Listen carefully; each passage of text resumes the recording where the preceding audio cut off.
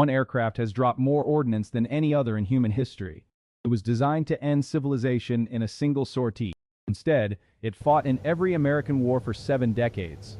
The B-52 Stratofortress first flew in 1952. It is still flying today, and it will keep flying until the 2050s.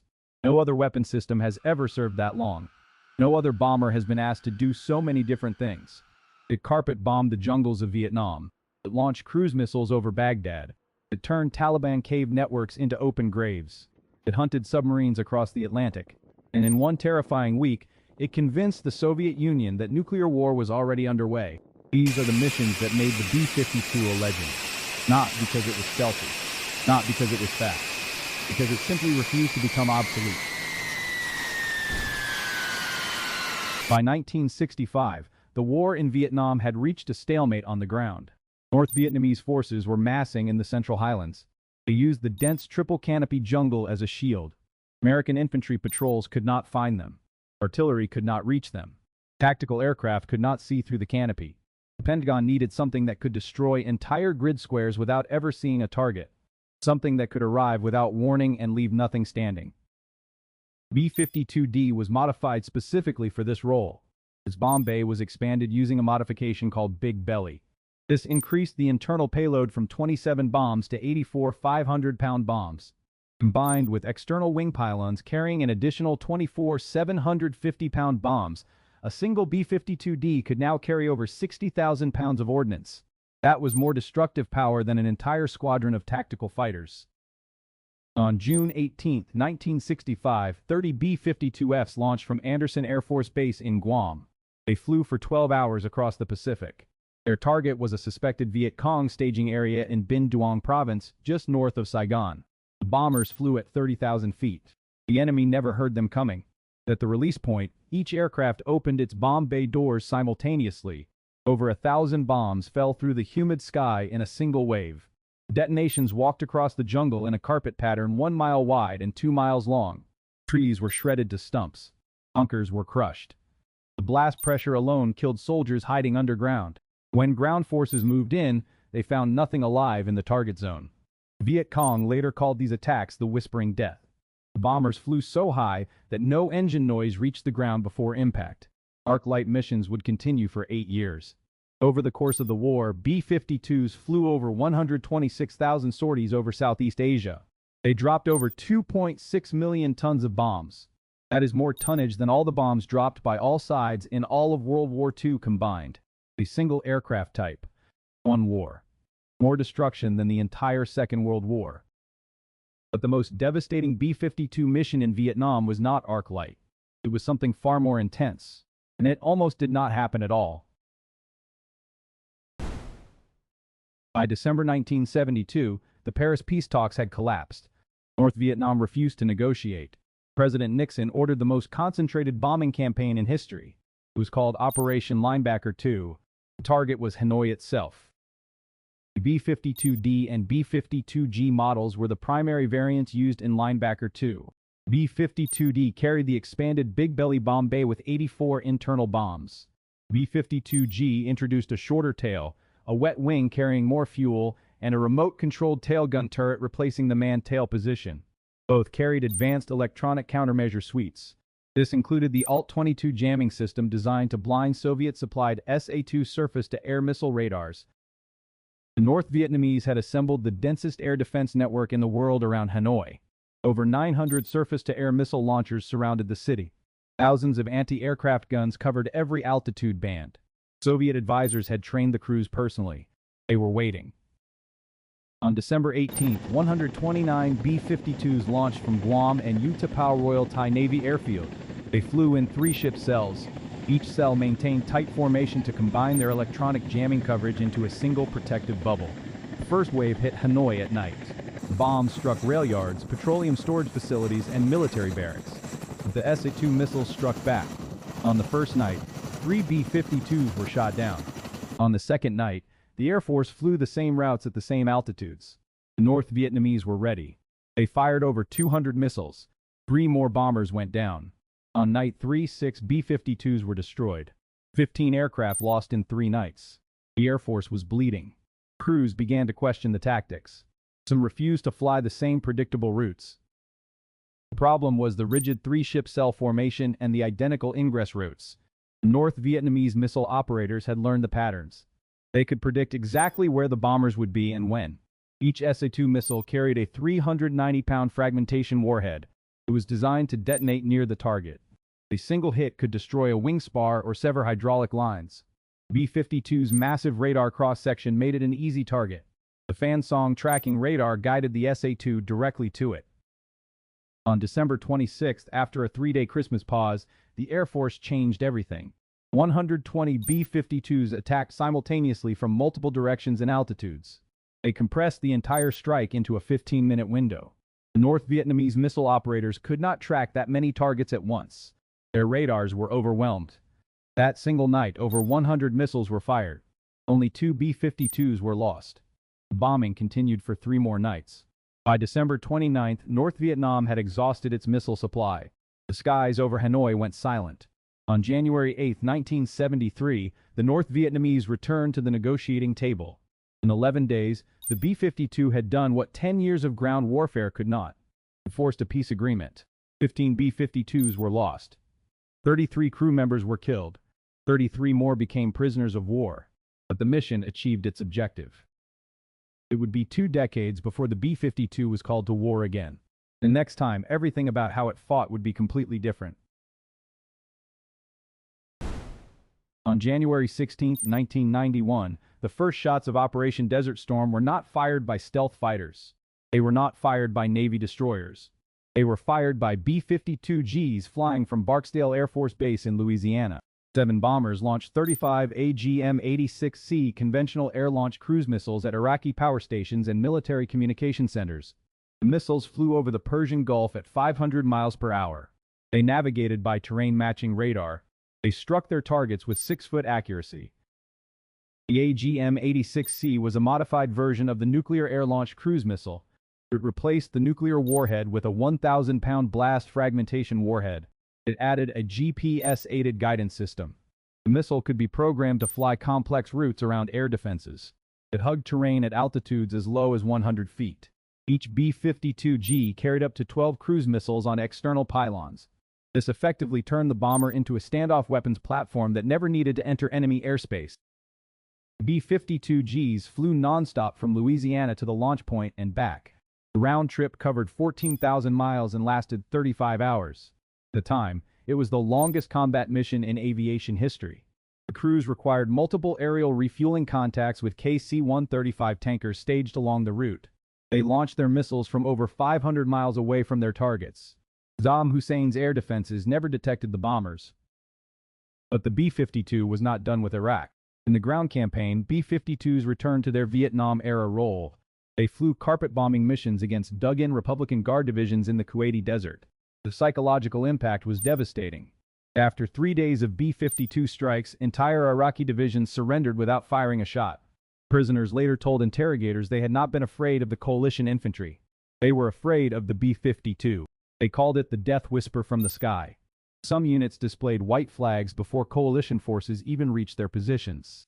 The B-52 had proven it could launch precision standoff weapons from another continent, and it could still carpet bomb a battlefield the old-fashioned way.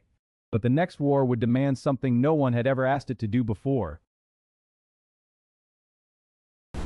In October 2001, the United States invaded Afghanistan. The Taliban had sheltered al-Qaeda after the September 11th attacks. Special operations teams infiltrated the country within weeks. But they faced a problem. Taliban forces were entrenched in fortified cave complexes carved into the Tora Bora mountain range. Tactical aircraft could strike individual targets. But the cave networks spanned miles of terrain. Only one weapon could saturate an entire mountain range. B-52As launched from Diego Garcia, a tiny atoll in the Indian Ocean. They flew over 3,000 miles across Pakistan and into Afghan airspace.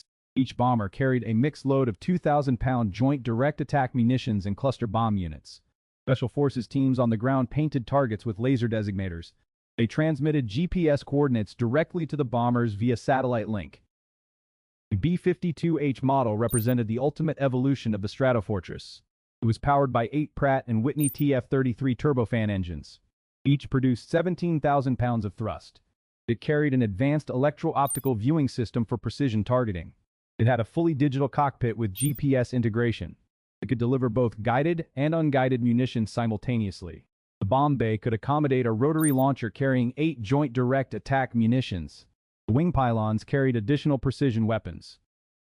On December 5, 2001, a B-52H was called to support a special forces team pinned down by Taliban fighters near the Tora Bora cave complex. The bomber was already airborne at 38,000 feet. It received the targeting coordinates via secure data link. Within 7 minutes of the call, 15 joint direct attack munitions struck the ridgeline above the Taliban positions. Each bomb impacted within 13 meters of its programmed coordinate. The cave entrances collapsed. The hillside itself shifted. The Special Forces team reported that the entire mountain appeared to shudder. It was the first time in history that a strategic bomber had provided close air support to a ground team in real time. The B-52 had transformed from a blunt instrument into a precision scalpel, but the Air Force had an even stranger mission in mind. Throughout the Cold War, B-52s performed a mission that never involved dropping a single bomb. They hunted Soviet submarines. The B-52 was equipped with a rotary sonobuoy launcher in its bomb bay. It could carry up to 84 sonobuoys. These are small acoustic sensors dropped into the ocean on parachutes. Each buoy would float on the surface. It dangled a hydrophone on a cable hundreds of feet below. The hydrophone listened for submarine propeller noise, reactor coolant pumps, and hull resonance patterns. When a sonobuoy detected a contact, it transmitted the acoustic data to the B-52 via a short-range radio link. Onboard operators used the ANASQ-151 acoustic processing system to triangulate the submarine's position. They compared arrival times across multiple buoys. The system could classify the submarine by matching its acoustic signature against a library of known Soviet submarine types. Delta-class ballistic missile submarine sounded different from a Victor-class attack submarine. That sounded different from an Alpha-class interceptor. B-52 flew maritime patrol missions across the North Atlantic, the Norwegian Sea, and the Pacific approaches to Soviet naval bases. A single B-52 could cover over 100,000 square miles of ocean in a 12-hour sortie. When it detected a submarine, it would drop additional sonobuoys to narrow the track. Then it relayed the contact's position to friendly attack submarines or surface warships. In a real shooting war, the B-52 would have attacked the submarine directly. It would have used the Mark 46 torpedo or nuclear depth bombs. In 1982, a B-52H out of Loring Air Force Base in Maine detected and tracked a Soviet Yankee-class ballistic missile submarine. The submarine was transiting the Greenland-Iceland-United Kingdom gap. The bomber held contact for over 6 hours. It relayed continuous position updates to a Los Angeles-class attack submarine that maneuvered into trail position. The Soviet captain never knew he had been found. This kind of invisible surveillance happened hundreds of times during the Cold War. The B-52 was not just a bomber. It was one of the most effective anti-submarine platforms the Navy never owned. But the most terrifying B-52 mission was not about finding enemies beneath the ocean. It was about making one particular enemy believe the apocalypse had already begun. From 1961 to 1968, the Strategic Air Command kept B-52s armed with live thermonuclear weapons airborne 24 hours a day, 7 days a week. The operation was called Chrome Dome. At any given moment, at least 12 B-52s were airborne along predetermined routes. These routes brought them within striking distance of the Soviet Union. Each bomber carried 4 B-28 thermonuclear bombs. A single B-28 had a yield of 1.1 megatons. That was 70 times the power of the bomb that destroyed Hiroshima. One B-52 carried enough firepower to destroy 4 major Soviet cities. 12 airborne bombers meant 48 thermonuclear weapons in the sky at all times. The flight routes were carefully designed to keep the bombers at their fail-safe points. These were predetermined geographic locations beyond which they could not fly without receiving a direct go code from the president. The go code was transmitted via the Emergency Action Message System. This was a hardened communication network that used multiple, redundant channels. It included high-frequency radio, ultra-low-frequency transmissions to airborne relay aircraft, and ground-wave emergency signals. If the Soviet Union launched a first strike and destroyed every American military base, the airborne B-52s would survive. They would deliver a retaliatory strike within hours. The crews flew 12 to 24-hour missions. They refueled in the air from KC-135 tankers. They flew through Arctic storms along routes over Greenland across the Mediterranean and along the Alaskan coast. The physical and psychological burden was extreme. These men sat inches from live nuclear weapons for entire days. They knew that if the coded message came through, they would end millions of lives. Most missions were routine. The bombers would reach their fail-safe points, orbit for several hours, then return to base. But every crew knew that any mission could become the mission. Chrome Dome ended abruptly in 1968 after two catastrophic accidents. In January 1966, a B-52G collided with its KC-135 tanker over Palomares, Spain. 4 thermonuclear bombs fell to Earth. One was recovered from the Mediterranean Sea after an 80-day search. In January 1968, a B-52G crashed on sea ice near Thule Air Base in Greenland. Its 4 nuclear weapons broke apart on impact. They scattered radioactive material across the ice. The U.S. Air Force quietly ended the continuous airborne alert. But the B-52s remained on ground alert, engines warm. Crews sleeping in their flight suits next to the aircraft, ready to launch within minutes of a warning. The B-52 had spent 7 years poised to destroy the world. Now it needed to prove it could save it. On October 27, 1969, President Nixon ordered 18 B-52s armed with thermonuclear weapons to fly directly toward the Soviet Union. It was not a drill. It was not a contingency plan. It was a deliberate provocation. It was designed to convince the Soviet leadership that Nixon was irrational enough to start a nuclear war. The operation was classified as Giant Lance. It was part of Nixon's madman theory. The belief was that if the Soviets thought the American president was unstable, they would pressure North Vietnam to negotiate an end to the war. The B-52s launched from bases across the United States and flew north toward the Arctic. They crossed the Greenland-Iceland-United Kingdom gap. They entered the radar coverage zone of Soviet early warning stations. Soviet air defense commanders watched 18 nuclear-armed bombers fly directly toward their border. For 3 days, the B-52s orbited near Soviet airspace. Soviet fighter interceptors scrambled. Soviet ballistic missile submarines received orders to surface and prepare for launch. The entire Soviet nuclear command structure shifted to a heightened alert status. The world came closer to nuclear war than at any time since the Cuban Missile Crisis. And almost no one knew it was happening. The operation relied on the Soviet Union's OCO early warning satellite system and the Nestor radar network to detect the bombers. These systems were designed to provide 30 minutes of warning before a nuclear strike. But the B-52s were not following normal flight patterns. They were flying at random altitudes and changing course unpredictably. Soviet command had to decide whether this was a training exercise, a probe, or the opening move of a first strike. The uncertainty was the weapon. On October 30th, the bombers turned back. Nixon's national security advisor Henry Kissinger later acknowledged that the Soviets did not respond the way Nixon had hoped. North Vietnam did not change its negotiating position. The mission had risked nuclear war for nothing. It remained classified for over 30 years. When the documents were finally declassified in 2015, historians called it the most dangerous nuclear gamble since Cuba. But the B-52 had one more reinvention ahead, a mission that would carry it into the 21st century. In March 2003, the invasion of Iraq began with a campaign called Shock and Awe. B-52 Hayes flew from RAF Fairford in England. They launched AGM-86D cruise missiles at Iraqi command bunkers and air defense networks. But the B-52's real contribution came in the weeks that followed. As coalition ground forces raced toward Baghdad, B-52s provided continuous close air support. They orbited over the battlefield for hours. They carried mixed loads of precision-guided munitions and responded to calls from ground controllers. When the 3rd Infantry Division encountered fierce resistance at the Karbala Gap, B-52s dropped joint direct attack munitions on Republican Guard positions. These were within 300 meters of friendly forces. The accuracy of GPS-guided weapons meant that a 60-year-old bomber could deliver ordnance closer to friendly troops than most tactical fighters. B-52H's Lightning Advanced Targeting Pod was a significant upgrade that enabled this precision role. The pod contained a forward-looking infrared sensor, a charge-coupled device camera, and a laser designator. It allowed the bomber crew to identify and track individual vehicles from over 30,000 feet. Combined with the Sniper Advanced Targeting Pod on later missions, the B-52 could distinguish between a civilian truck and a military vehicle from 8 miles up. In one engagement near Nasr Aya, a B-52H received an urgent call from a Marine unit under fire from multiple directions. The bomber crew used their targeting pod to identify 5 separate enemy positions.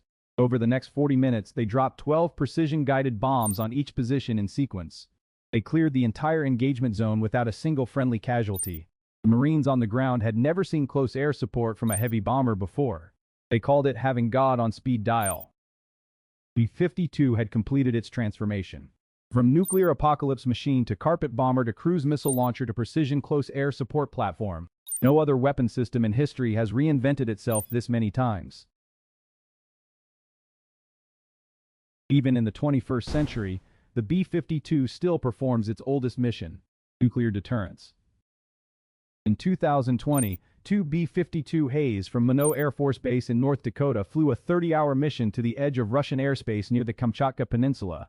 The mission was called Polar Growl. The bombers flew north across the Arctic.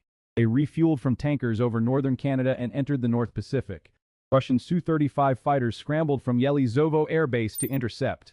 The B-52s maintained their course. Both sides knew the rules. The Russian fighters shadowed the bombers for several hundred miles before breaking off. The message was simple. The B-52 can still reach you. It can still carry nuclear weapons. And it will still be flying when every current Russian fighter is a museum piece. The modern B-52H carries the AGM-181, a long-range standoff weapon, or LRSO. This is a nuclear-armed cruise missile with a range exceeding 1,500 miles.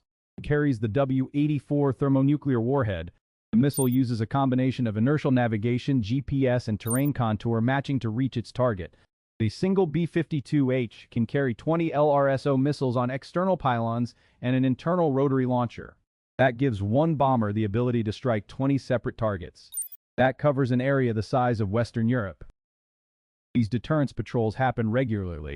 They are announced publicly and intentionally. The Air Force wants Moscow and Beijing to know the bombers are coming. 70 years after its first flight, the B-52 is still performing the mission it was built for. It is still the backbone of American nuclear deterrence, and it will continue in this role until at least 2050. That is when the Air Force finally plans to retire the last airframe. No other weapon will ever match that record. No other machine will ever serve that long. The B-52 Stratofortress is not just a bomber. It is a permanent fact of geopolitics. It was built to end the world. Instead, it prevented the end from ever coming. The B-52 has served for over 70 years. It has fought in Vietnam, Iraq, Afghanistan, and the Cold War. It has dropped conventional bombs, launched cruise missiles, hunted submarines, and carried thermonuclear weapons to the edge of Soviet airspace. It has been modified, upgraded, re-engined, re-winged, and rearmed more times than any aircraft in history. And it is still not done. If you found this breakdown valuable, subscribe and turn on notifications, because the next weapon we cover has a history just as relentless.